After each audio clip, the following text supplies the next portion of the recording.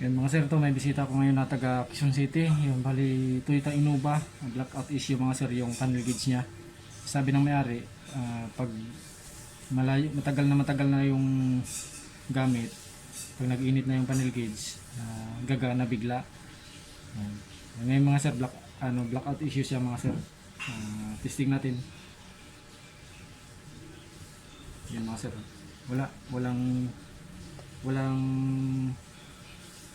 na ilaw, maski isa hindi nag-function yung panel gauge mga sir. Repair natin ito mga sir. May power yan mga sir.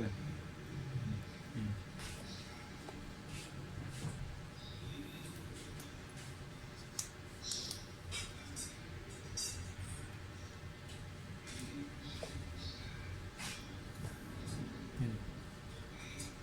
Pero walang nailaw sa sa panel gauge, maski isang indicator. Blackout issue sa mga sir. Check natin to. I-check natin to para repair na rin natin.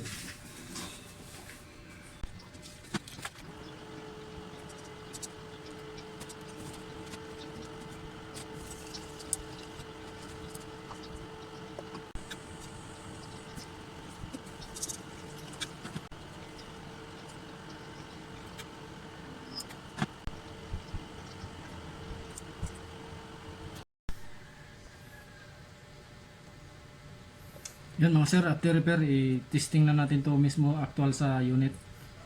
Sasalpak na natin to mga sir. Kung mag-blackout pa rin, kasi nakapagpahinga na rin yung sasakyan. Yan. Kabit na natin to mga sir sa unit.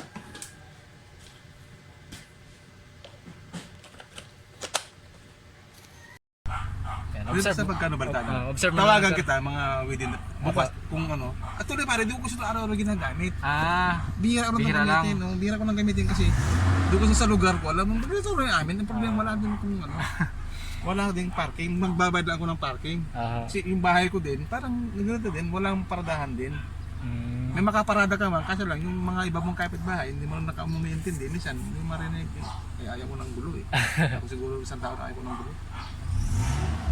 Yan mga sir, ito na yung panel gauge ng Toyota Innova na blackout issue. Yan, bali observe na lang din to ni sir kasi kanina pagdating nila biglang gumana, sir na.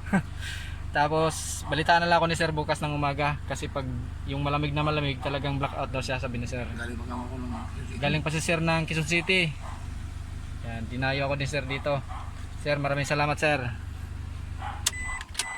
Yan, goods na mga sir.